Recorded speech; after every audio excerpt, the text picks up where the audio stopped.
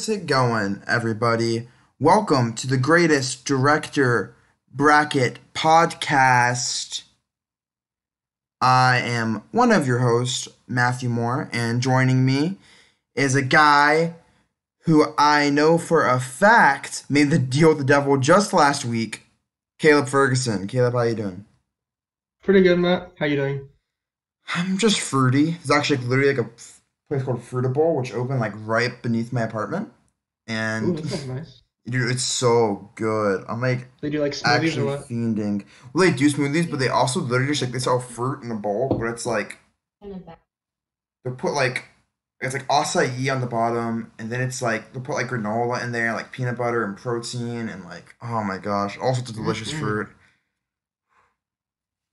Anyways, here's a guy who I'm think only has murdered two of his wives. Derek Schwarzinski. Derek, how's it going?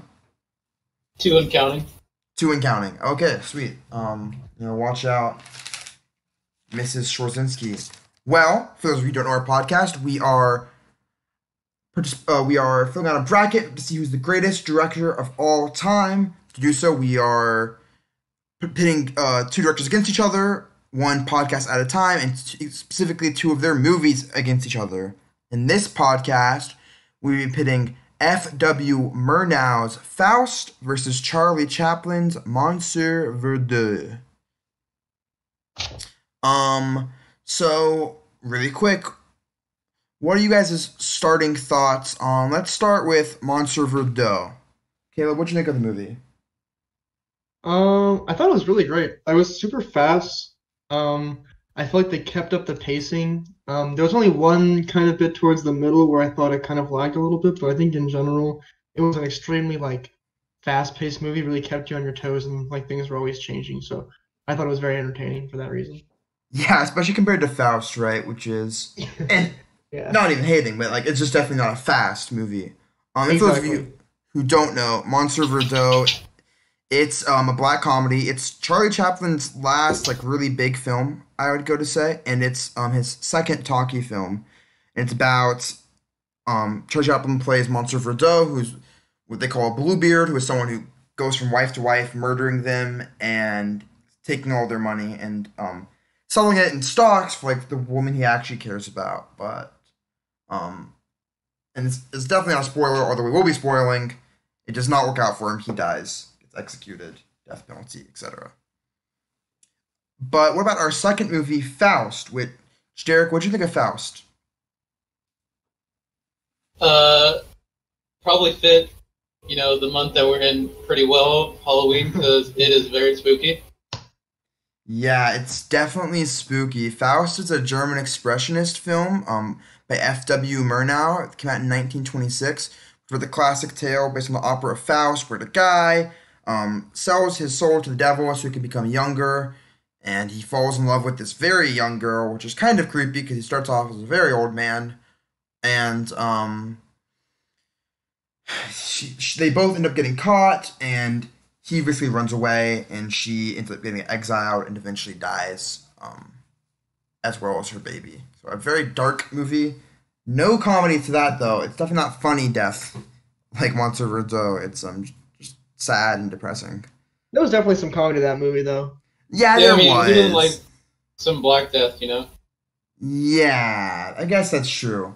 But Like the whole definitely, thing with Aunt Marta or whatever no, and yeah, Mephisto and their whole sort of like parody of what was also going on with Faust and um the other girl Gretchen. yeah. I mean, let's just get into it. I loved specifically those two characters, right? I mean, Emil Jannings, he's also in another one of F.W. Murnau's movies, The Last Laugh, and he's the main character in that movie. A bit more of like a side character in this movie, but still, he's amazing. He kind of reminds me of, what's the guy from Tommy Galaxy, Caleb? Like Oh the, yeah, you're like Ozu or whatever his name is. yeah, Yeah. Exactly, that's exactly what I was he thinking. looks exactly like if he was like, live action, like Disney like sequel, It looks But yeah, exactly the same. it's perfect because he's like a servant for him, but also like working against him the whole time, which is exactly Yeah. like what that trope is. Yeah, exactly. I mean, yeah, they're super similar, and he catches the love, or the person that falls in love with Mephisto, who is basically like a demon, is Aunt Marthe, who is played by, I would say, the very talented Yvette Gilbert, and I think they show so much chemistry like together. I mean, it's incredible. Like, especially with, because honestly, like the shots between Faust and his love interest Gretchen are really boring, and it's really made a lot easier with these Mephisto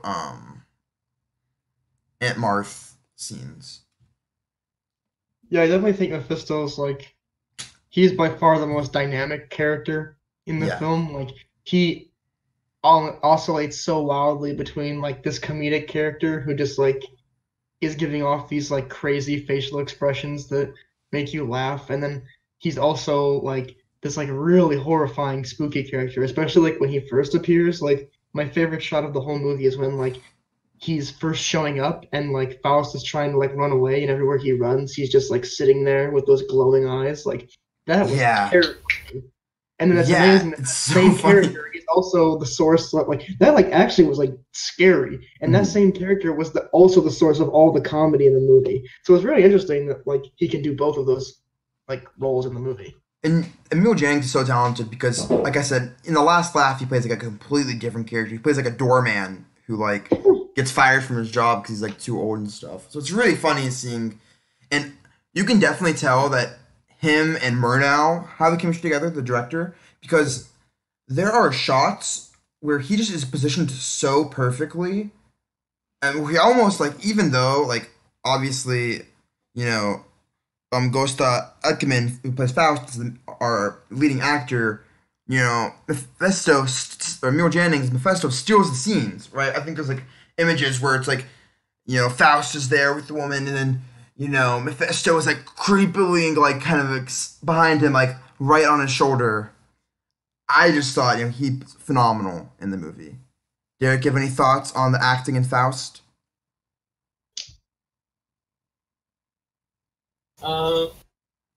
I noticed that all of the characters at the beginning, when they're like actually, supposed to be taken over by the plague, Mhm.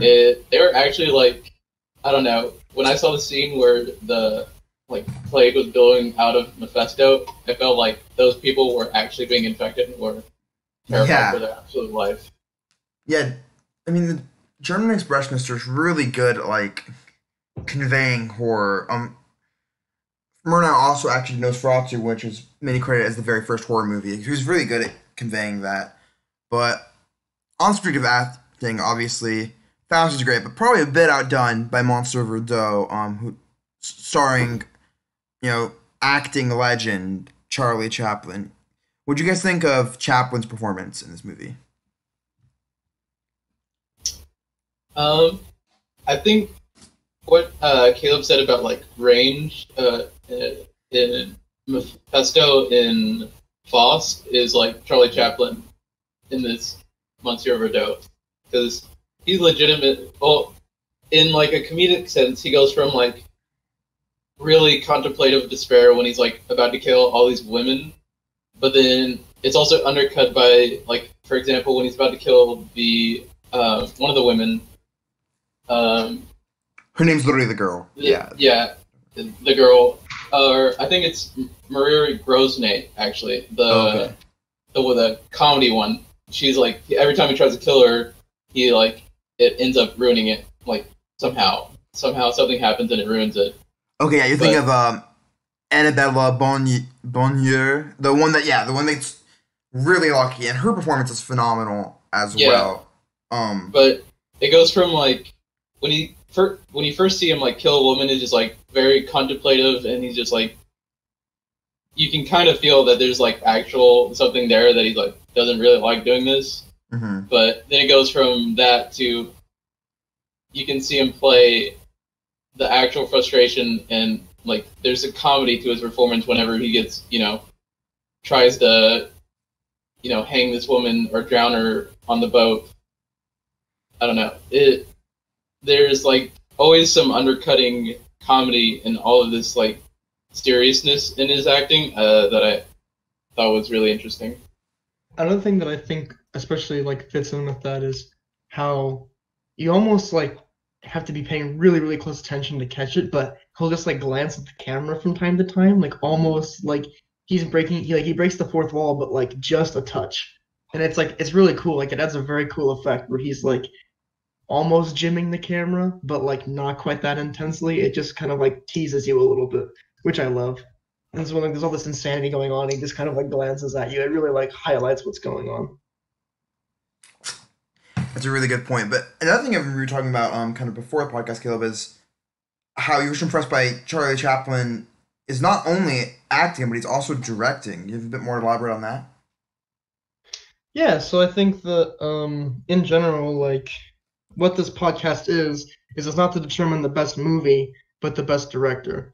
So I think that if we're evaluating these two movies, the fact that he was able to be a director of this movie while acting in it probably says something. I'm not sure, like, I wonder, not having any experience on the set of a movie, but if that makes it easier to be both a director and an actor because you don't have to deal with that conflict and you know exactly what you're going for, or it could, I'm sure it's also a lot more difficult because you have to fulfill twice as many roles. So I don't know exactly like which way that swings the argument, but I think it definitely is something to think about. Well, it's funny that you ask or ponder, Caleb Ferguson, because this week in my screenwriting class, we got a guest speaker, Zandy Hardig, who is an actress, probably most known for Children's Hospital, Rainy Days, which is a web short, not really important. But the point is, she's like an actress in Hollywood, and she was actually asked this exact question, like, what's it like working with directors who are just directing versus directors who are directing and acting versus directors who are directing and writing? And she said that, and I believe Chaplin also wrote this movie, correct? I I think he believe did. so. I think it Yeah. was someone else, but She said that she doesn't really like working with directors who wrote it 'cause sometimes they are too stuck on their own ideas. But then she says directors who are acting, it's not as much she doesn't like working with them. She just thinks it's very difficult because when you're directing, you're a superior, right?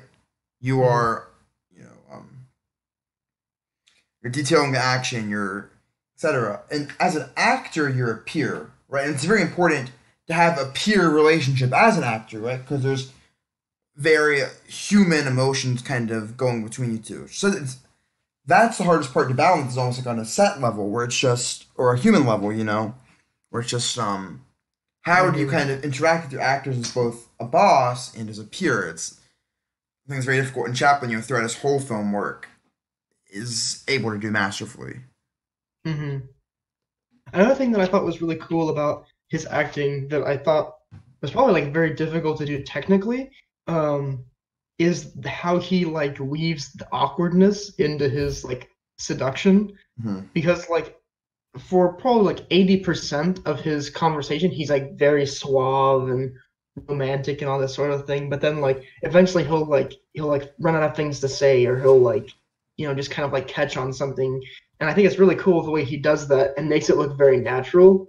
Well, it's interesting because it's awkward, but from an acting standpoint, it looks very natural because he's able to weave that in without it looking intentional. And like there's another part too where like he's talking to, I believe it's Marie Grenet, and he's like he keeps kind of like reaching over to like put his elbow on the edge of the couch, but like he just like keeps missing it. I don't know, that cracked me up. And the way he like makes that like awkwardness look so effortless is really cool. Yeah, Chaplin's definitely the expert in just like awkward situations.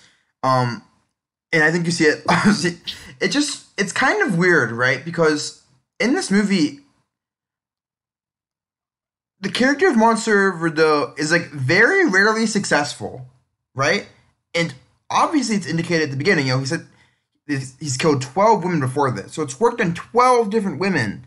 But out of the women we see, like um, Annabelle Bloor, who is the woman that's like super lucky, she is like has none of his shit. She's like, I'm not, you know. And then we have Marie Gosnay, who is a woman who we end up working with, but like it's not exactly a pretty path to get there, you know? Hmm. And then of course we have Lydia Fleuret, who's the woman at the beginning, who she says from the beginning, of course, oh, sure, you were out engineering for 3 months, blah, Yeah, blah, right. blah, blah, blah, blah. So it's kind of an interesting decision that Monsieur Verdoux was supposed to be this very suave guy. We rarely see him as successful. Derek, how do you think that plays into it? Um, kind of. I think it's kind of how like Caleb was talking about how he weaves awkwardness into like how he's trying to be suave and get these women. Like he does that a lot throughout the entire film. That's kind of like undercuts. It just kind of pervades it. Like even the moments when he's saying some really heavy stuff or not heavy, but like he's trying to be serious and suave and whatnot. You can tell like there's something there other than that. Like when he's poisoning the wine or whatever, and he's talking about how it's he hopes to die quietly in their sleep and whatnot. Mm-hmm. There's always that slight awkwardness to it. Like he's trying a little too much to be mysterious. And it's kind of weird because I like what you say. It tries a little too much to be mysterious. Even with the woman that he supposedly loves, Mona, like he has some really like funny comments. I have a couple of quotes where like, she's like, "It's so great that you have a job, honey." And he's like, "Yes, I have a job. And if I lose this one, I can always find another." And he's like, "Huh." He gets a little laugh. Or like when his kid, I can't remember what the kid does. He misbehaves somehow. And he's like, "You have a violent streak in you. I don't know where you get it."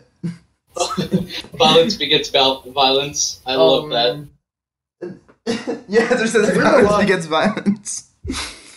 There is a lot to him that I think is really suave, though. Like the entire sequence with the policeman that he ends up killing on the train. Like that whole like sequence, I think like epitomizes like just how slick he can be. Mm-hmm. Where like he gets caught, everything looks awful, and then he just plays it so cool, and then ends up he drinks the wine. He like escapes from on the train, and the next thing we see is the headline like policeman found dead from a heart attack on the train. It's like, oh my god, he just got away with that. He was in handcuffs. Like, I don't know, that's so cool. Like that was when I was very like amazed at the character's ability to do that. So I think like that definitely is like key to his character, is that like he is awkward sometimes, but he is also very talented. And like it kind of doesn't matter if it takes him a long time to get these women or if they're skeptical of him the whole time, because he's gonna get them in the end.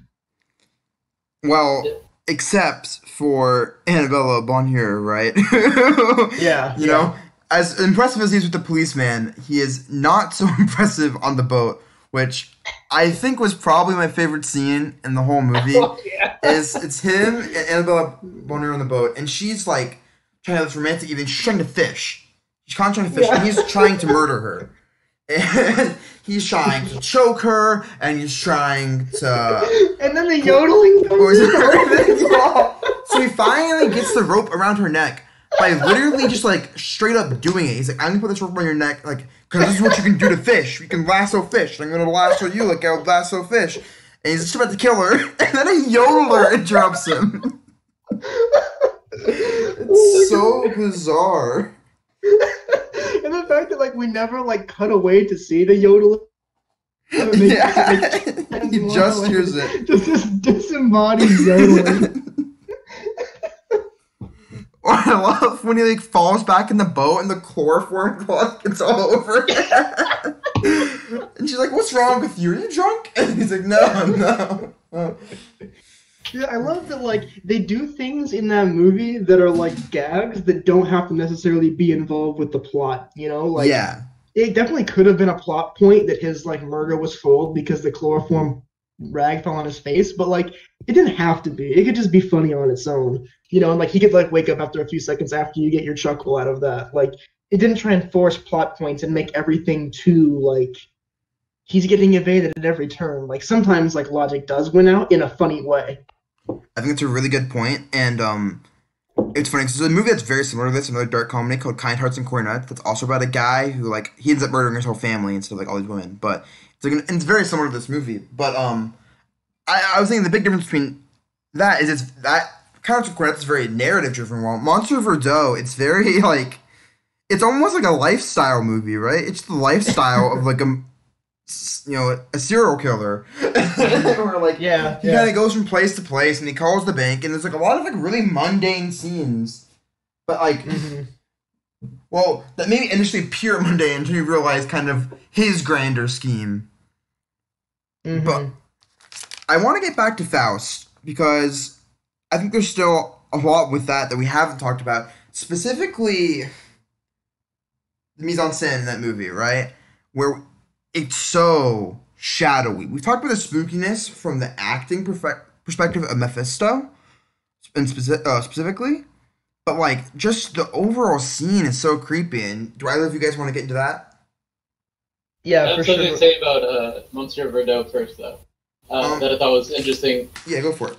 because when you said logic, Caleb, I thought that was interesting because something I noticed or I thought was cool is that the scene where he's like trying to poison like the really lucky woman, Bonaire, it's like there's a very serious logic set up. Like the woman takes the hydrogen peroxide bottle that has the poison in it, and she puts it on her hair and then drops it.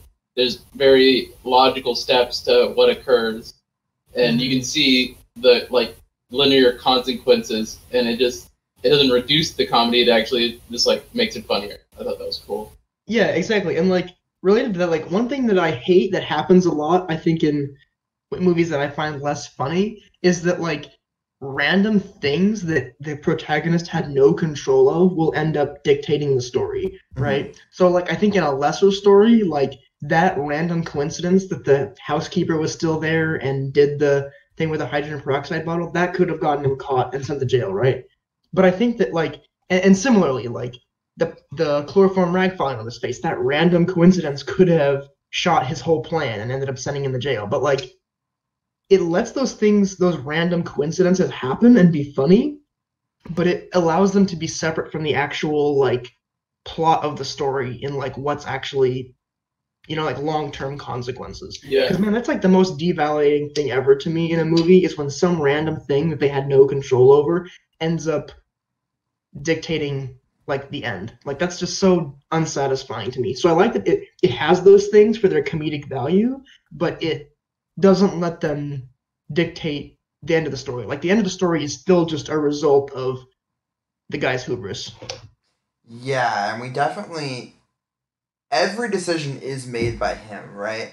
I mean, we do have Mm-hmm. scenes without him, like with the family at the beginning, which is also hysterical. But at the end of the day, the decisions are Monsieur Verdeaux, Charlie Chaplin's character's decisions to make. You know, he is kind of dictates Mm-hmm. his own destiny. Destiny is actually a big theme in this movie. Um, Mm-hmm. I think like too with the one thing that does kind of kill him in the end, which is the fact that like his one wife, the Bonheur, was at the wedding of his other wife. Like that may seem like chance at first that it's just like she happened to be there, but I think that's kind of like also part of the what was bound to happen. Like if you were running around having all of these wives and creating all of these murders, eventually this is going to happen. So even though that is kind of based on chance, it feels like realistic and logical. Like that really would happen because eventually you're going to run out of luck and one of these people is going to find the other one. yeah, I think another important thing is he still could have escaped. You know, um, Mm-hmm. where we have that scene towards the end where they're at that ball or whatever, and he locks two people in the bathroom, and he can just go with her at that point. I think they would have made it out, right? That's the impression. Mm-hmm. yeah. If it went with a woman, they would have he would have lived happily ever after as probably like her I don't know advisor or something. I don't know. Yeah, exactly. But he doesn't, I guess, because he feels sympathy for her. I think their relationship is one that we can kind of explore later, especially as we kind of focus on the endings of both of these movies. Because I think endings that we have to talk about, you know, I think we'll talk about both those in a lot of detail. But one thing I also want to talk about is how both of these movies, their source material, or I don't know, I guess I'll just say it because I can't think of like a great way to phrase it. But to me, Monsieur Verdeaux really comes off like a play. You know what I mean? Where a Hmm. lot of our framing is like for instance, in the first scene, we really only have two spaces, and that is our shot of the kitchen and our shot of the couch. And it was always four people in the kitchen and one person on the couch. And sometimes they switch, but that's almost always true. And it really does remind me of the play, right? Where you always like you have two. Usually, you have two kind of sides. I don't know as much about screenwriting or plays or theater in general, but it kind of reminds me. You have like stage left, stage right, and you kind of go back and forth between the two. And a lot of Chaplin shooting is like a play. I was wondering if you guys kind of noticed that as well. I actually thought that was one of the most interesting things, is that it felt like there was a distinct logic to the set. Like, it was kind of, yeah, it was like a play, like, as in there's distinct sets that you can, like, there is the train that transports him from, then that's the set that transports him to the other sets. And then there's the, his actual home set, which is like a farmish looking thing. And then there's his furniture store, which has a distinct logic to it. So I think it honestly made the kind of movie easier to follow. Yeah, it just, I think it's a big thing. there's always a set logic to how one set moves to another, and you can tell it. Sorry. You go. I was just gonna say, while we're on the topic of set, I definitely had a lot to say about Faust. So if you guys are done with Monsieur Verdoux, Yeah, and I'd like also, well, if you don't mind me segueing into this, I think Faust, if Monsieur Verdoux was a play, Faust very much resembles the opera that it's based off of. I think there are key differences, and maybe you can touch on those as you get into the set, Caleb. Yeah, for sure. I think to me, my favorite part about Faust was the set for sure, and just like the feel of the movie, because it was so poignant and so like I don't know, so strong and almost overpowering the whole movie. Like the way that in a way, like it's almost silly because there almost is no set to Faust, at least for the first half of the movie, because the lighting is so dark, you only have lighting on the faces and bodies of the characters. Yeah, So you and can pretty much make out. What is it, Eric? I was going to say, it makes it so, like, harrowing. Like, I felt like actually attacked. Yeah, exactly. Like it's just like these. It's such a. I think it makes the story feel more personal too, because like these are people that are absolutely separate from their environment, and in the same way, like we're talking about a story that is just dealing with people and their personal struggles. Or that's how it feels. So you just have a super heavy looming atmosphere because of the darkness, and I think also Murnau did some great tricks that like I don't know feel just like absolutely masterful in terms of like almost like special effects where they have I'm not sure if it was supposed to be Satan or Mephisto, but how he's kind of like looming over the town, and I guess they must have made like a small set or like superimposed him or something, but he's just like looming over the town as like this giant black specter, and it's just like wow, that was so cool, especially when you think about how long ago this movie was made and what kind of ingenuity it took for them to like come up with such a cool effect. I was very wowed by it. I think that was my favorite part. Yeah. Like the first whole half of the movie is just so great in terms of like set design and creating that mood and cool effects. I think the second half, though, does too, right? I mean, the thing about the second half of the movie is we do get some more lighting, right? But I think it almost makes the darkness more poignant, Because when he's, obviously the movie is basically divided into kind of, well, obviously the three acts, but it's also very easy to categorize the movie as, before he makes, like, the everlasting deal with the devil and after he makes, like, the final deal with the devil. You know what I mean?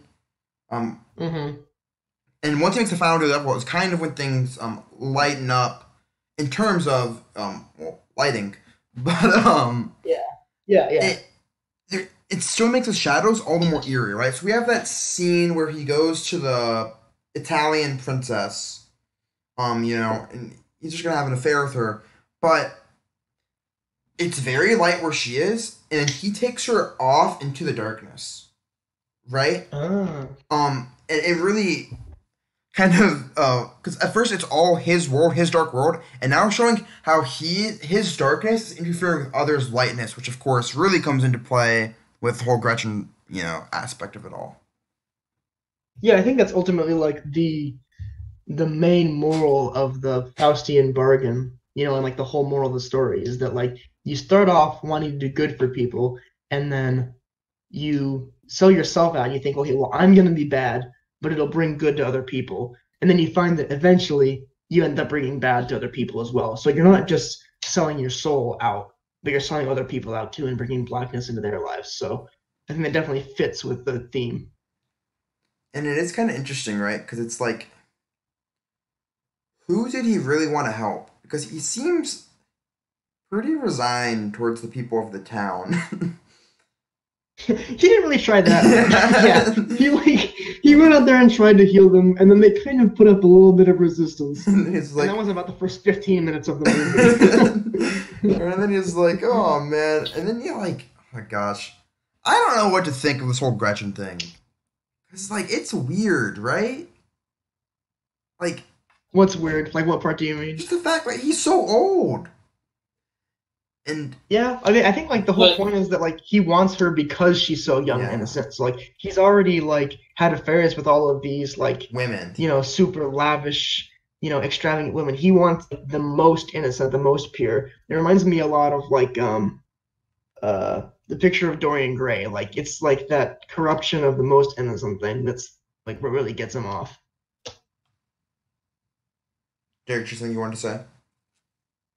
I thought it was interesting that you brought up like the contrast of light and dark with that one shot, because I noticed at the beginning, like most of the shots of Faust, there's always like a halo on his head from like a light behind. Yeah. But after in the second act, when he like makes the deal for the first time, or I guess slightly before then, when he contemplates it, that halo goes away. And then I noticed also at the end when he's been like redeemed through love, I guess is what the angel says. They're like he and Gretchen are lit on fire. Technically, the light is back on him, and I thought that was kind of cool. Well, yeah, even more so of a parallel than that is when the devil first comes, it's through fire, right? We have that beautiful shot of him on the crossroads, like literally on crossroads, and there's like an actual halo, like like it's like a circle of light, like goes on him, and then it's like fire rains down. It's like very spooky, and this whole deal with the devil, it begins with fire and it ends with fire, and I thought that was such a great, way to bookend it. Yeah, I thought, that was really cool.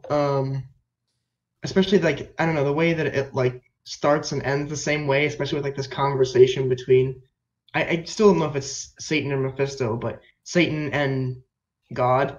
I think it's like the idea is, it doesn't really matter because Mephisto is supposed to be like a representative of the devil in this story. Okay, so here, maybe my idea of what's happening in the story is being challenged a little bit, because originally when I watched it, I thought the only reason he wants Gretchen is because he wants to corrupt her, and that's like, he only, desires the purest and wants to corrupt her and all that sort of thing. But if his love for her is so pure that it redeems his soul in the eyes of God, then perhaps it was true love. But I don't know. Nothing really points to that in the story, besides the angel saying so, because at least up until that point, it certainly seems as if his love for her was only lust and basically like a form of corruption. I think it was kind of accidental corruption. I don't think his intent was corruption. I think he legitimately was like struck by her, and there was nothing but for him to like at least try to have her. And I think through kind of the nature of him being like corrupted, he ended up corrupting this innocent girl. Man, I just thought of like a really cool comparison between these two movies that we're talking about, because both of these movies have a situation where the male lead and the female lead are completely different in ages. So in Faust, although he looks young, he really is a very old man who is in love with a very young woman. And in Monsieur Verdoux, he's an old man who's not in love with, but you can tell that the female lead and the most important female character is this young woman, which I personally love. I think that's like such a cool dynamic in movies where we have an old male character and a young female character who both have a really strong bond. Because it's a very interesting thing that you don't see a lot of movies to have a strong bond between male and female that's not sexual. Well, you can And it kind argue of for has a Monsieur Verdoux whether it's sexual. Or, I mean, It, for it, Faust, whether it's sexual or not. for Faust, it's probably oh definitely. well, yeah, that's true. But I guess I that's think true. that's the interesting part is because I think I don't know. This might be stretching, but there's this scene where the woman Gretchen is like holding her baby, and that is 100% like Mary, like a Virgin Mary. Yep. So it's kind of like Faust has like acted as the intermediary of God and graced like the Son of God on Gretchen, which is kind of interesting because he just, you know, If he kills the Son of God. yeah, he, Yeah, right. Yeah, I mean, I even sent Derek the screenshot. Like, it's just so crazy how, like, eerily some. I mean, it's definitely like, intentional on Murnau's part. yeah. There's no way that's not intentional, especially for people of this time who like know the Bible back and forth. Yeah. The other interesting too is that not only is Gretchen like the Virgin Mary because she's like running around with her baby in the snow, but she's also like Jesus because she's burned. That's true. On the cross when she, Yeah, on a cross. I don't know. I don't think she was crucified, but she was she on the She cross was at on the a end? cross. Well, Yeah. that's what's actually interesting. Before the scene with her baby, she's technically like posted up on the wall, kind of like a cross. Hmm. And like the important thing is that she's dying because not of her own sin, or at least not that much. It's mostly because of the sins of Faust. So like Jesus, she's being executed for the sins of other people. Mhm.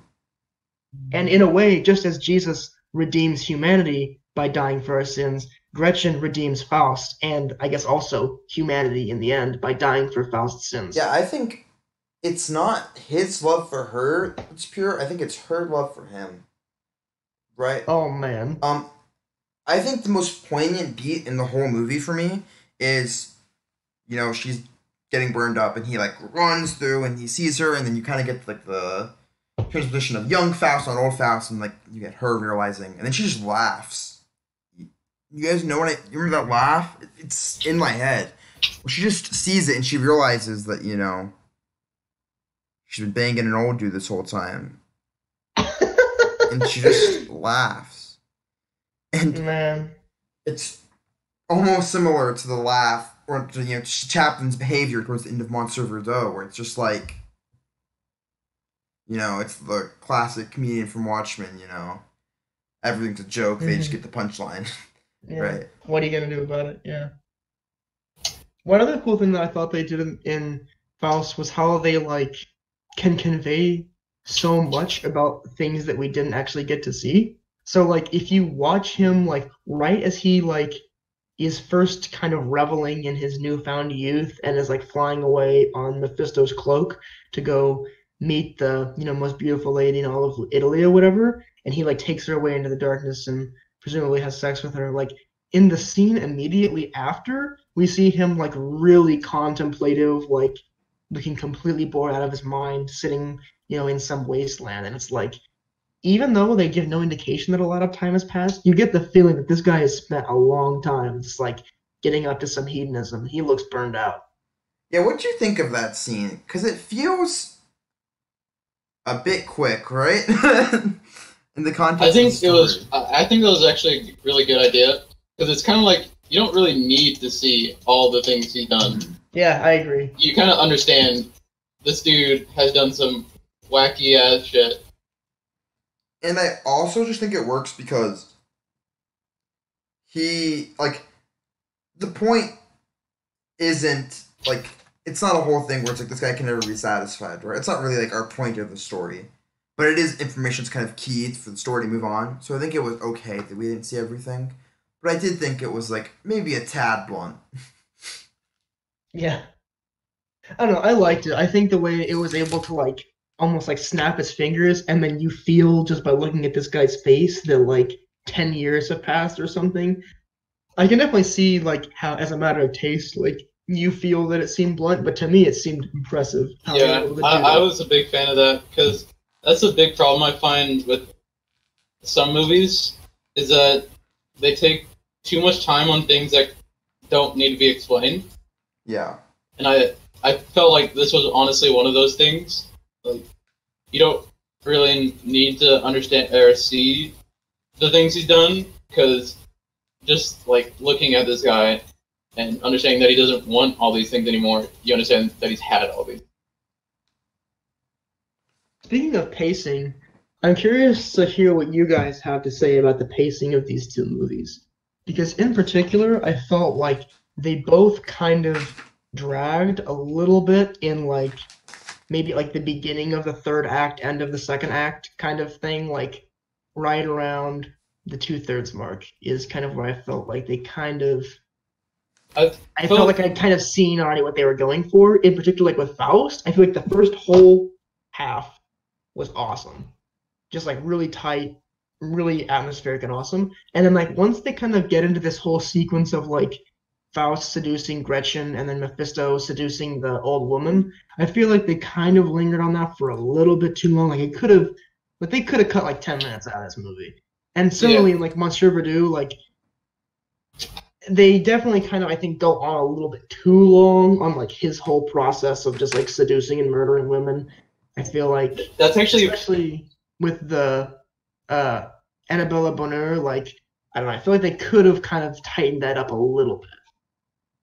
I think that's part of something that I actually really liked is that that goes back to kind of the awkwardness part. It's kind of the whole procedure of I don't know. I thought that whole situation was just great because you at the beginning you get the idea that he's like the best at like basically killing these women like that because he's like killed 12 of them in presumably 3 years. Like Mm-hmm. that's some record time right there. Yeah, I mean, I didn't mind the pacing of Monster Fruit. I didn't mind the pacing of either movie. Um, Faust was obviously a bit slow, but I think it Murnau has a struggle in that this is very definitively a love story to me. Like obviously, right? It literally ends with the word love, Yeah, right. but we only really get our female component of the love story for about 40 minutes, and for some of that time, her character has to be pretty static, you know? So Mm-hmm. I think there's just an innate struggle with how do you balance all of this. And I think he did it in the best way possible, where just by really highlighting how innocent and static it is, it makes her transition more believable, you know? When like everything just breaks down for her. That's true. I can definitely see that. I can see why they did that. On the Mon Doe side, I'm a bit more willing to take your point. Um, there's a lot happening, right? Yeah. Where with all the poisoning and like just all of these characters, it really feels weird because a lot of them end up not mattering. And I understand what you mean by there are plot points. Like I'm fine with the scenes of like little funny character scenes that don't really affect the plot, but I do think it's weird that like with Annabella or with Mari Gosney, like we just they don't really impact his outlook on life whatsoever, and they don't really impact our ending outside of like this kind of very shallow narrative perspective whatsoever. You know? Yeah.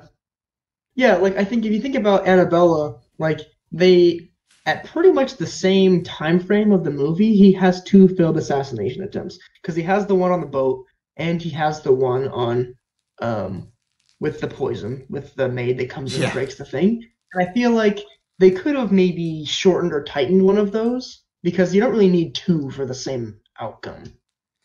You know what I Yeah, mean? Like exactly. I feel like they were a little bit redundant, and I think the one on the boat was amazing because it was hilarious. But I don't know, maybe the first one with the poison.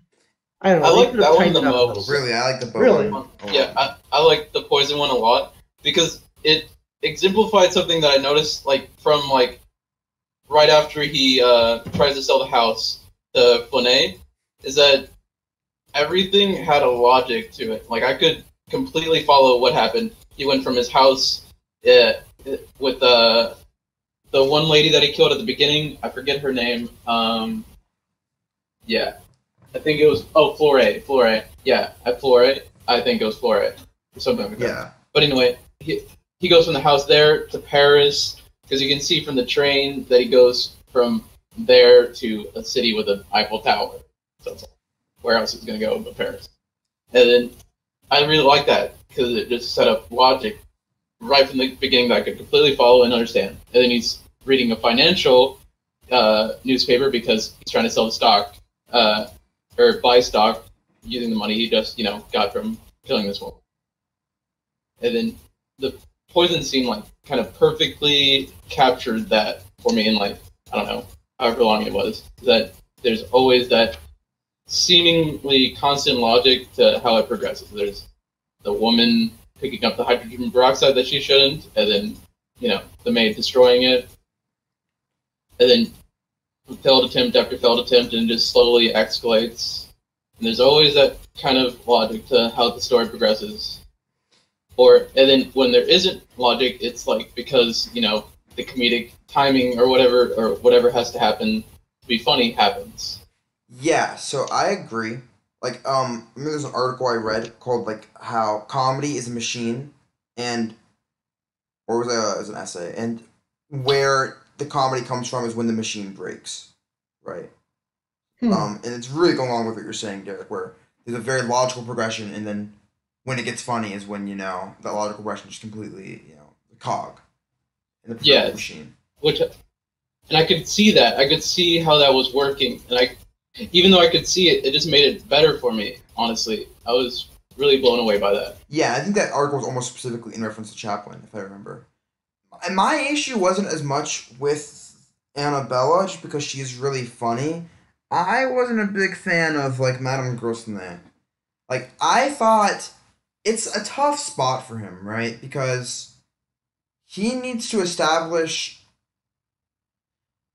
the big punchline is him just running out on her, right? And like how he's willing to sacrifice all of this, all of this they attempted just to not get caught, and it's all kind of like falls apart. But at the same time, like the scenes with her just aren't that funny, in my opinion.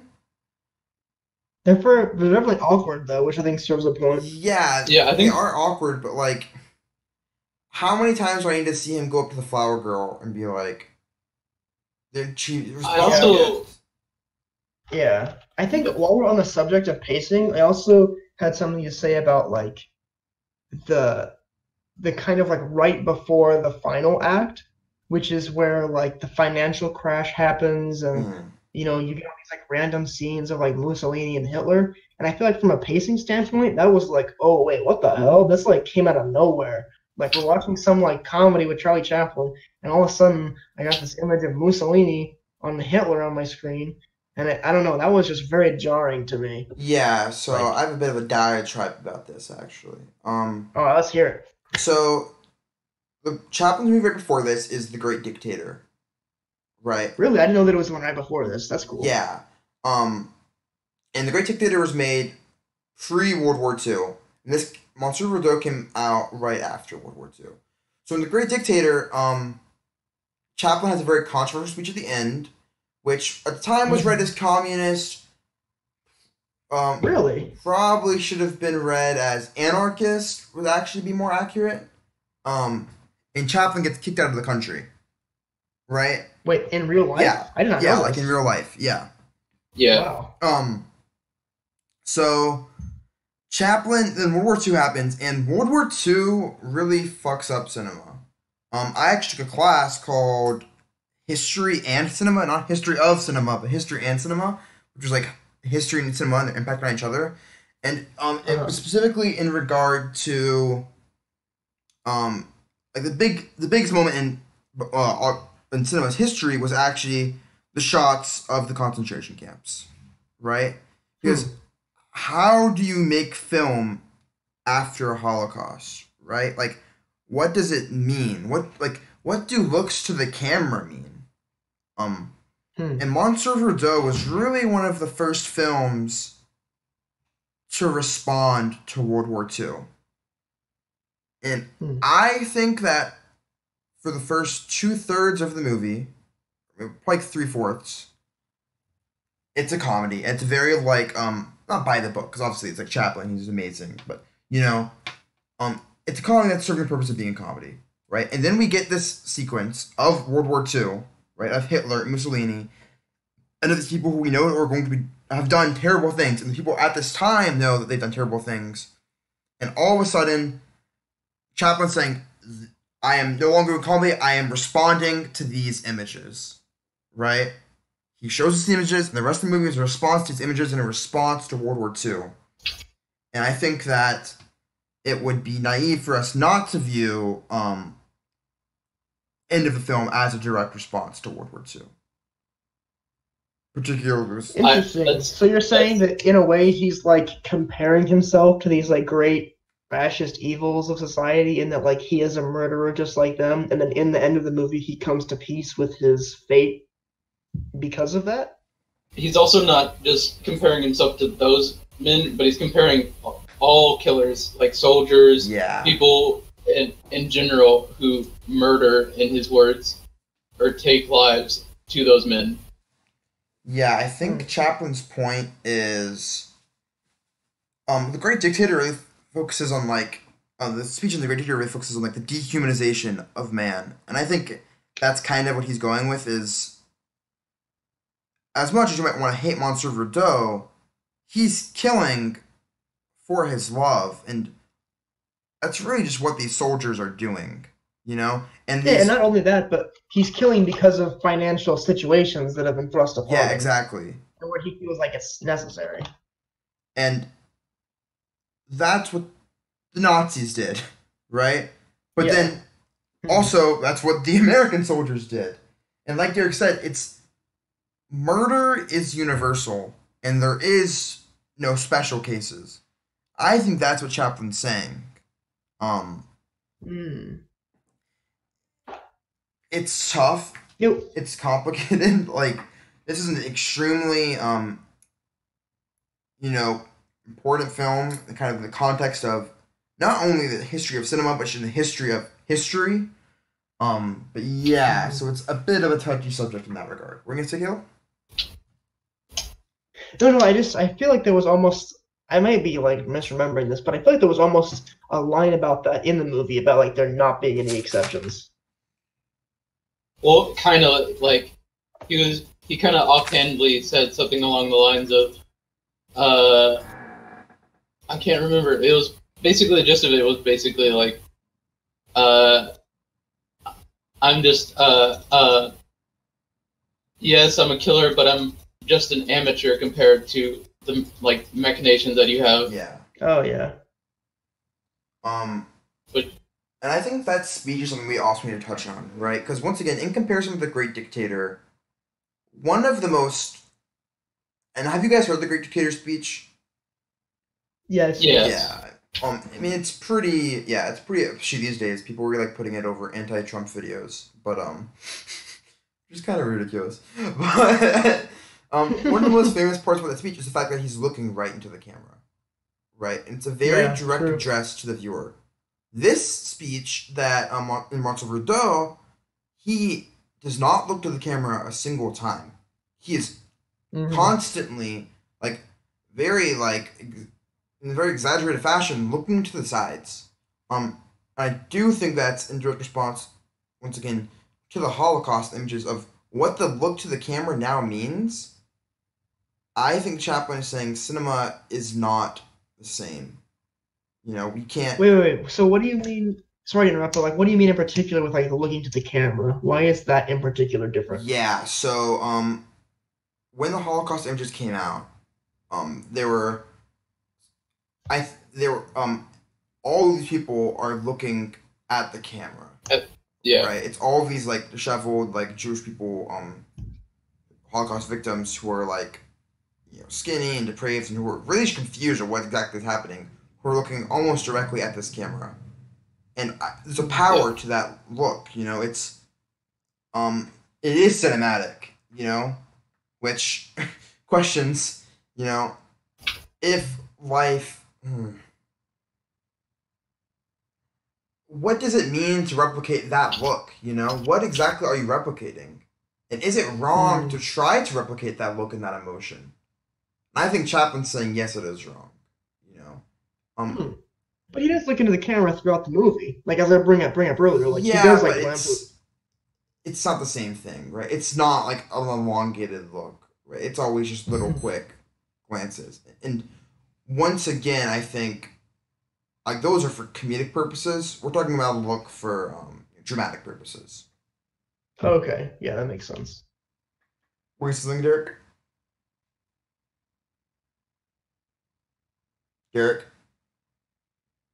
I was going to say earlier that when the scene where he's like, giving his speech, I thought that was really interesting because it kind of, I don't know, this is his second talking film, right? And this is kind of like a sequel, I suppose, to The Great Dictator in that he gives the great speech that, I've probably seen quotes of this speech before because it feels familiar on how, like, soldiers, any soldier is basically a murderer because I've seen that idea before. And I don't know, it felt kind of really interesting that this is not like an actual sequel, but it felt like a spiritual sequel in that the last 1/4 is like the serious part of the movie. Yeah, I think it's a thematic sequel. Yeah. I think that's perfect. So I pulled up the speech, and there's some quotes I think are really interesting. Looking back at this. So he says, "As for being a mass killer, does not the world encourage it? Is it not building weapons of destruction for the sole purpose of mass killing? Has it not blown unsuspecting women and little children to pieces and done it very scientifically?" So, what do you think is the significance of the fact then? Because I definitely picked up on that line that, does not the world encourage killing? And the woman that he helped in the beginning ends up becoming rich because she marries an arms dealer. So, it's kind of like a weird, Yeah. I don't know, like turn there. I'm not sure if it's trying to tell us something. I can't quite puzzle it out. I definitely think that with this speech, Chaplin saying, like, we are all responsible for the Holocaust, right? Like, we all let it get to that extent. I mean, The Great Dictator is a warning about the Holocaust, right? I don't think World War II had really even officially started yet when The Great Dictator came out. So he's saying this is something that was foreseeable, and this is something that society has encouraged, and arguably film has encouraged. Now, when it comes to this woman who, because she is an arms dealer, right? So, I guess she is also encouraging it. I mean, it comes into question, like, what is Chaplin's relationship with this woman? What do you guys think? Let's talk about her. Her name's literally the girl. She's played by Marilyn Nash. And what do you guys feel about her character? So I think she's very interesting. Yeah, I love her dynamic. Like I said before, I love movies when they do this, where they have an old male protagonist and a young female protagonist, because it strips that like sexual nature, but that kind of knowledge that like, oh man, if we were the same age, we would totally go for each other. And something about that dynamic is like so potent to me. But I think she is what redeems the protagonist in a lot of ways, because if you look at every prior portrayal of a woman in this story is not favorable. Like, every single woman in this story is cranky, and like even from like one of the very earliest scenes when it has that family of the woman that he previously murdered, and like the men are just like chilling, reading, and sleeping, and the women are running around, arguing, complaining at them, griping. And then there's another scene too. It's when he goes to murder. It's like the first woman that he actually goes to murder. I think Lydia, the one where he gets her to take her money out. There's this scene where like he's going upstairs to bed with her, and then literally the instant she turns to the side and goes in the room and leaves our view, he like these beautiful music kicks in, and like he starts talking about how beautiful the moon is and all this stuff. And so it's like as soon as the woman's gone, he's free to like, you know, Romanticize life. think Yeah. about the beauty of life and be romantic. But women are like ruining life for him basically and are just a complete bore. And so she's the first woman, like she's reading all this philosophy, she's really smart. And so in a lot of ways, like he goes to kill her, but then doesn't. So I think in a lot of ways she's basically like redeeming women for Monsieur Verdoux. Yeah, I think that's a good Um, point. But it's funny because you mentioned how he kind of seems to romanticize life a bit, but then she drags him down to earth, right? She doesn't fulfill his romantic notions. She's talking about, yeah. I think I wrote down a line, despair's a narcotic, right? Stuff like Yeah. that. Um, Wait, doesn't he say he that? might say that, but it's in a conversation with her, you know? Yeah, Or they yeah. talk about, how dreary the world is. I think is the adjective she uses. But then she talks about how kindness helps. Hmm. It's interesting. She's an ultra realist. Um, Yeah. They're definitely like parallels, or at least like foils to one another. Like they definitely feel like they go together. And that's what I think is like so awesome about that dynamic is that like they're two characters, male and female, and you feel like they should go together, but they're not a romantic couple. And like that little like tweak to the formula is like so interesting to me. And it fits so well because it doesn't have to be that way, and it shouldn't have to be that way in film, and it is not in real life. So it felt very fitting. Hmm. yeah, I mean it's tough though, right? Why is she an arms dealer? I mean, maybe part of it's just plot, right? Like, why else would she be getting rich? Yeah, I think it might just be kind of like a nod towards the same theme of like murderers. Like it might not be trying to say Yeah. anything as direct as like she is an arms dealer, therefore she is a murderer just like him, etc. Hmm. But I think it might just be like if she had to have a husband who was going to have a profession, that's one that fits the theme. I do think there's significance to the fact that she was in jail for like stealing what was like a microwave, like a toaster. Yeah, or it was a rented something that she tried to pawn. Yeah, like it's so ridiculous. I think Yeah, so Chaplin is using it to say like we're sending women like this to jail. You know, yeah. effectively ruining their lives until someone comes in to help them. While there are people murdering you know people by the millions. Yeah, I think another really cool thing about both of these stories, and like as I'm analyzing these, I'm seeing that there's so many commonalities between these two stories. And I think like one of the really interesting ones is the way that it doesn't necessarily take a super judgmental stance. So like especially like in Monsieur Verdoux, we have this situation where like when he's giving his whole speech, he's saying, that he's saying all these like rather extremist things that like, wars for monstrous people and, killers are soldiers and all this sort of thing. But like he's not making it like a judgmental statement. He's not saying they're bad. He's just saying like, you're no better than a murderer. I'm just like you. We're all the same here on Earth. That kind of thing. Even this female protagonist, who we're obviously supposed to look up to in the movie, she's made her wealth by marrying an arms dealer. Everyone's sold out. Everyone's not.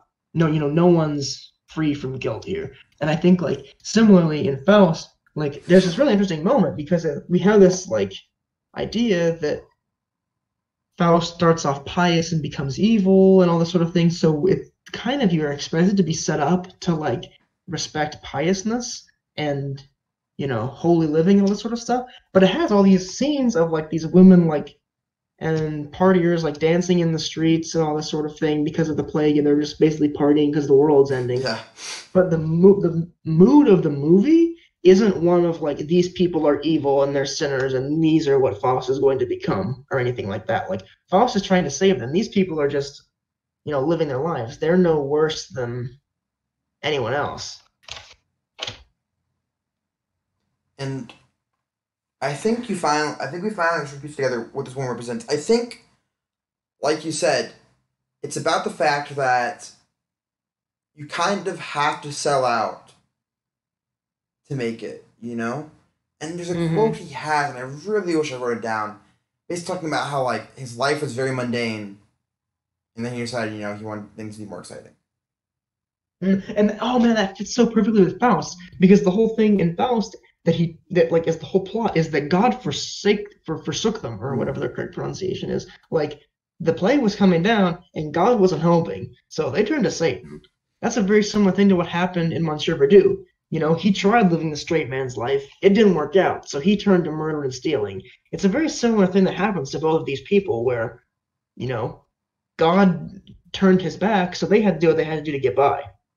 And I think that's like I was saying, I think that's a very like strong point to both these movies that they don't make a moral stance necessarily. They just treat it as this is something that happens. And once again, to put in historical context, Faust is a German expressionist film. It came out in 1926. That's what, like 8 years after World War One. Germany Mm, is not doing great either, and you could say that a lot of people yeah. left Germany behind. I know, definitely in the Cabin of Dr. Caligari, that's mainly how it's viewed as an allegory for how Germany's been abandoned, um, Hmm. and which that started off the whole German expressionist movement. And I think Faust, which kind of sort of ends the German expressionist movement, I think it's all about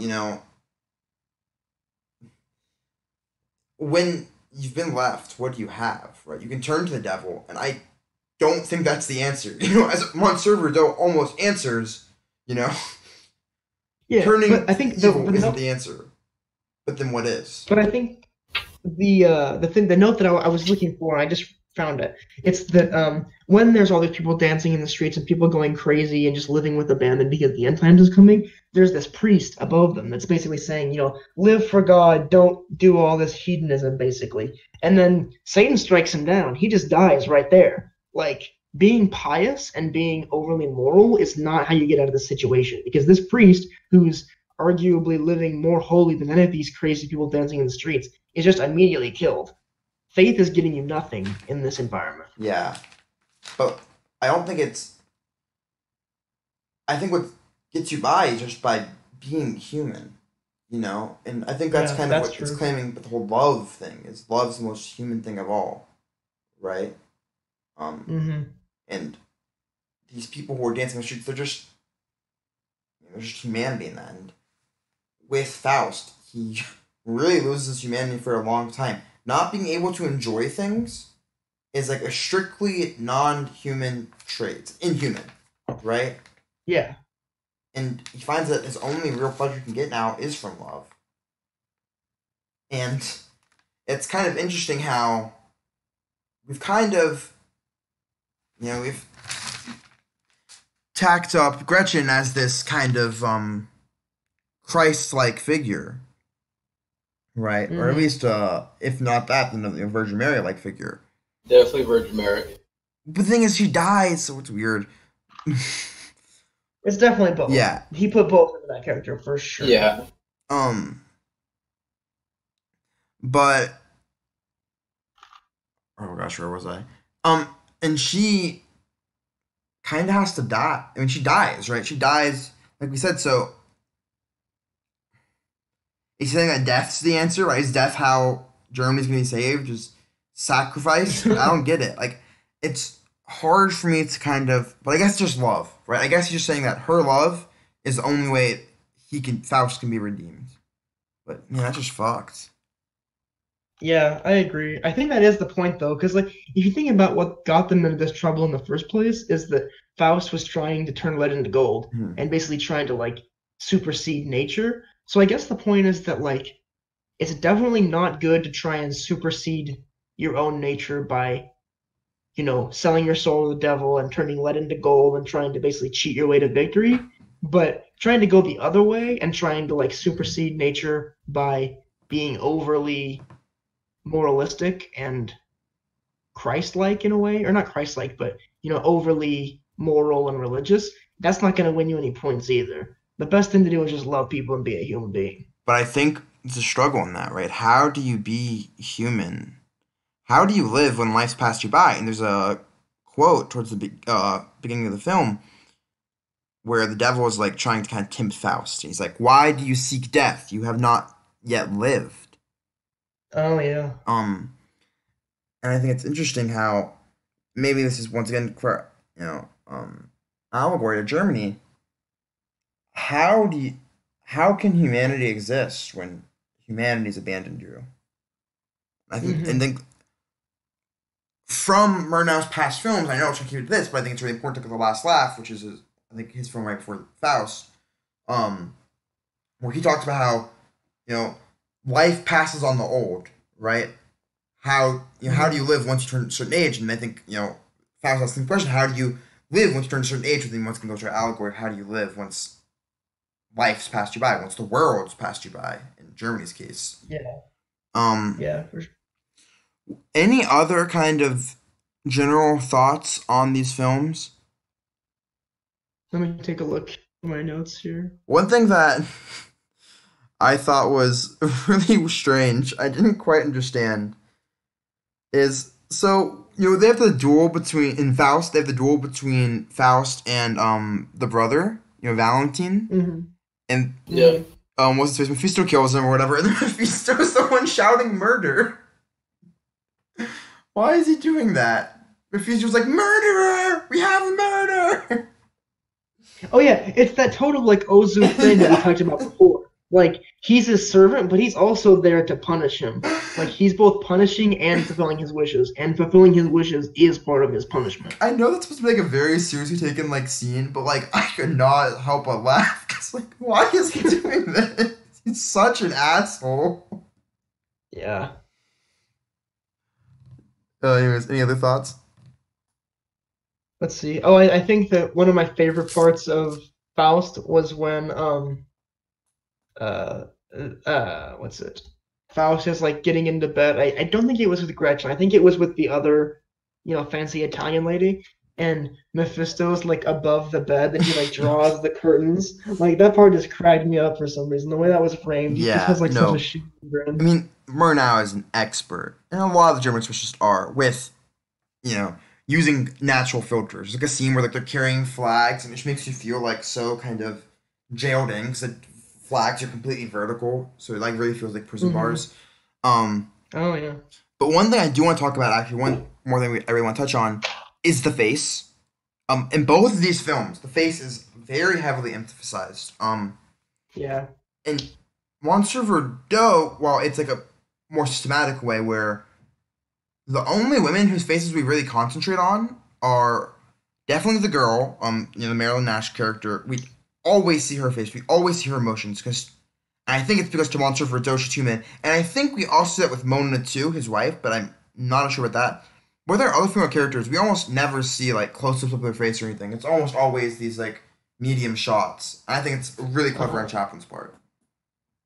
Yeah, it definitely makes the girl and Mona feel like a lot more human, more personal, and more important. And more important to him, right? Like this is Yeah. once Yeah. again, this is a lifestyle movie. This is almost entirely from the point of view of him. Besides, like our few scenes of like family and the police, other the family Hmm. of the original girl that died, the police.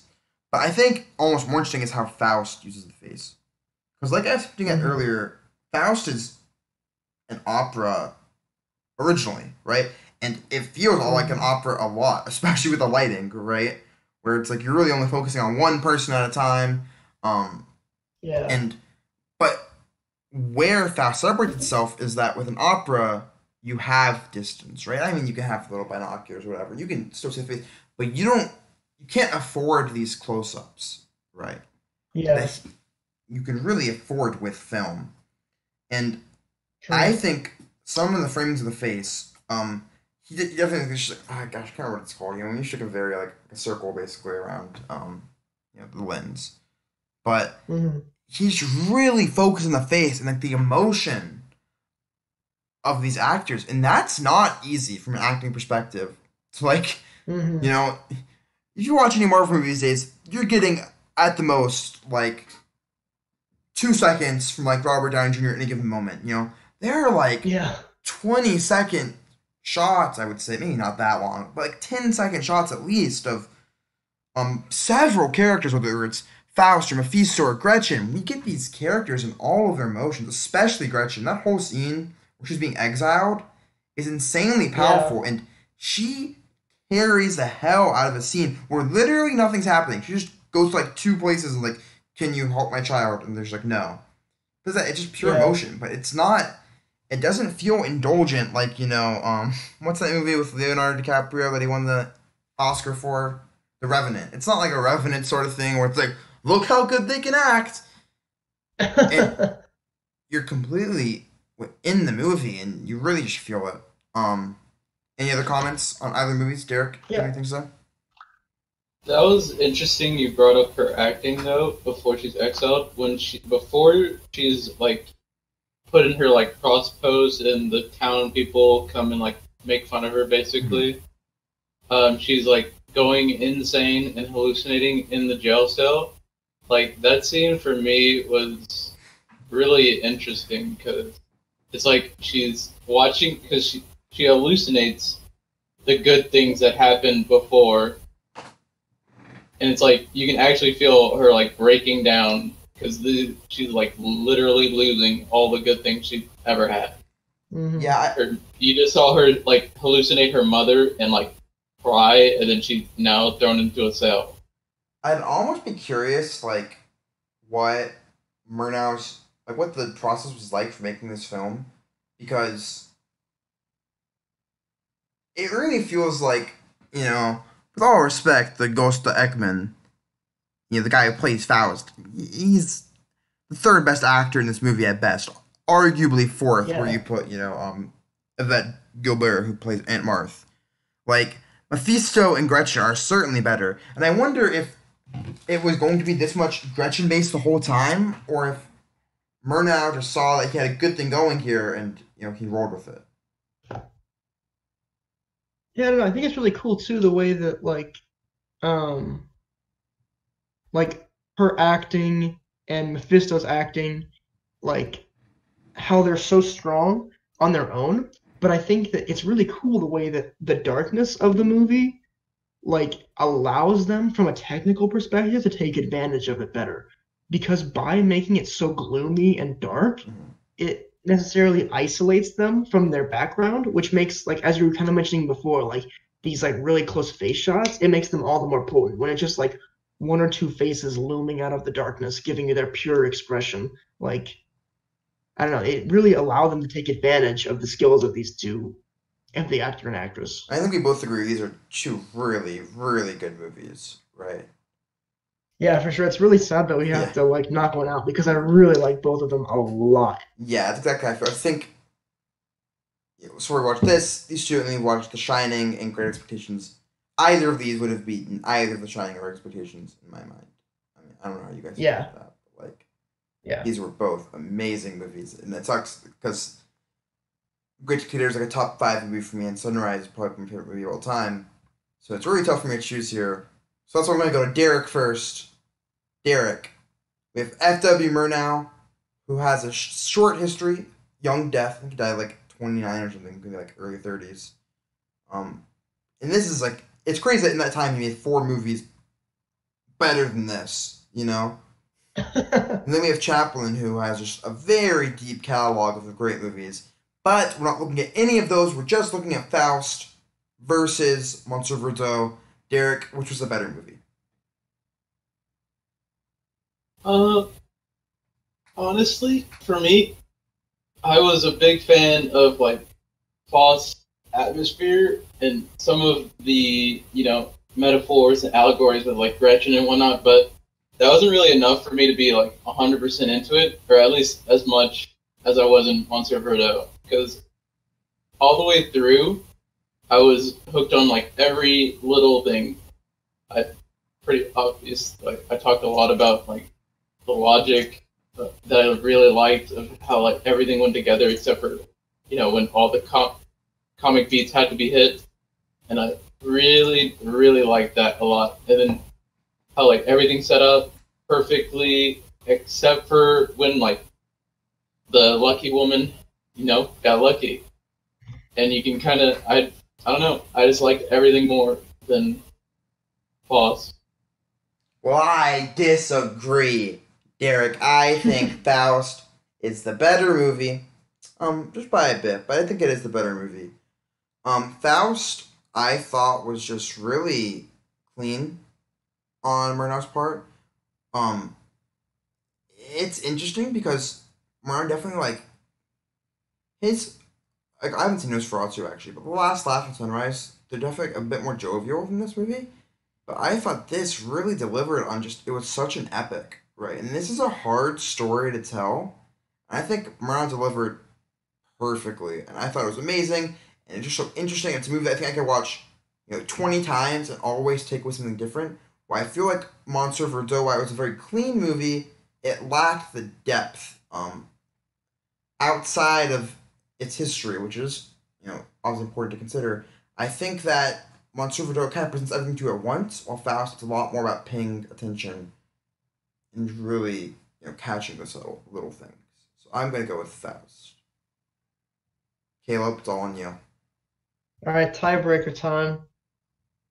Well, I think for me, I generally agree with what you were saying, Matt, about how I think that they're both clean, but Faust is probably a little bit of a deeper movie. I think that Verdeaux got deep at the end, but it wasn't all that deep until that point. It was basically like it sort of felt like a really strong comedy attached to a really strong, drama sentimental piece, and Mhm. they were kind of just like attached.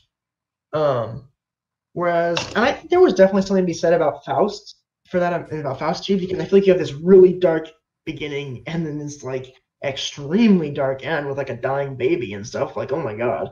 But the more light parts were kind of in the middle, so I think it felt a little bit more consistent for it to be bookended on either side by dark. I think that just the lighting techniques and the way that they isolated people's faces was so cool. I thought that all of the crazy techniques they used, like especially for the time, with like having Mephisto like looming over the town like this giant specter of evil, like I thought they were just so cool. Um, and in general, I'm just like a really big sucker for like all that kind of dark gothic feeling type of thing. So I have to go with Faust on this one. I thought they were both fantastic movies, and I'm sad to see Chaplin go. But this movie, Faust, was just way too cool. Eric's such a loser. He voted for the wrong one. I mean, Yikes. Honestly, you said how like it felt like a comedy plus like a really like deep like movie at the end. I thought that was a very good intentional part of it, like how you get this automatic kind of transition in the story based upon like the historical flow of it. I thought that was really good. I like that a lot. So yeah, it's that's cool. something that I really do took it over too. the edge. It's just a tiny bit indulgent, right? Yeah, I completely Where I agree. think that Murnau is a lot more sacrificial. And it really sucks he died so young, too. We might be looking at, like, I don't know. I will get into it later in the bracket. But we got to pick our next two movies. F.W. Murnau moves on. What will his movie for next round be? I actually don't have that on me right now. I'll get that later. But for this round, we got to choose two more. What are you guys feeling? You guys feeling like foreign? Maybe like a 1-on-1, another silent movie? I need to watch more Tarkovsky, Bergman, and Kurosawa. So I'm down for either of those three. Definitely, I would. I don't know. I kind of want to save I'd be down for. Kurosawa towards the end because we don't have too many Okay. like more big name movies on our list, Okay. and I think Throne of Blood is like one of the few like really big name ones we have. So how about we go Tarkovsky versus Dreyer? Sounds I good to was, me. I was gonna say if we want to save like big names, maybe like John Ford and Eisenstein. I do not want That to seems watch. like an interesting. I just watched this movie and I do not want to watch Strike right now. I am going to procrastinate on watching Strike for as long as possible, if that's okay. I'll have things to say about that movie. I've seen it before. It wasn't the most pleasant experience.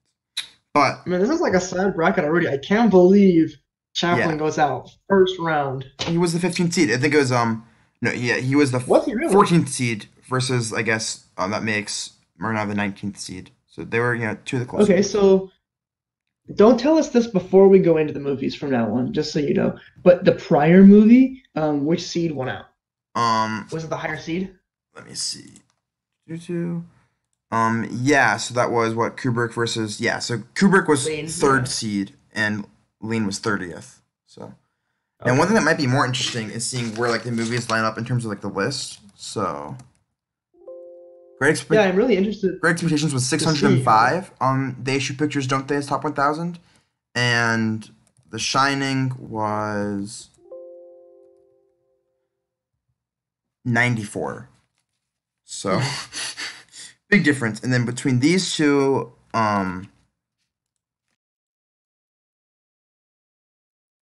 Monsieur Verdoux was 276 and Faust was 562. Wait. So Faust was actually lower ranked than Yeah. Monsieur Verdoux? Yeah. Interesting. Okay. Well, the thing is about Obviously, Murnau, they agree with me. he didn't live long. So he has a couple movies that are really high on here, but like he doesn't have many movies. So Yeah. his like fifth best movie is, I mean, still 562 is really good, right? Like it said, Lean's fifth best was like even lower than that. But Yeah. doing Tarkovsky's The Sacrifice versus Dreyer's Day of Wrath. You guys ever watched the Dreyer movie before? I've never watched either of these people, so You've never watched Tarkovsky? Whoa, Derek. Wow, so Dreyer has 5 movies in the top 1,000, and all of them are in the top 300. Interesting. Wow. I won't tell you where The Sacrifice is, so I don't spoil anything in that respect. so very consistent. Yeah, well, Dreyer's another big deal silent movie director. This will be a That might be another reason why I didn't really connect with Faust. Like, the atmosphere and themes are cool, but I personally need like some story besides that. What can be conveyed in like a silent film? Yeah, I wonder why that is, Derek. I wonder why maybe, might be like an attention span thing. I don't know. Less of attention span in that if they took out all the silent film cue cards, I think I would have liked the movie actually a little bit better. Well, that's a big. Let's get the Eisenstein. We can talk all about that debate. But actually, it's funny to that because F.W. Murnau's movie, The Last Laugh, actually has like no cue cards. I watched the Sunrise, and it was also like very few. minimalist, and I like that a lot. So And Sunrise, we're going to Sunrise. Maybe later, maybe we never will, because it's his #1 ranked movie. But anyways, it's been great talking to you guys, and to everyone, thank you for watching. We appreciate it. We love you all.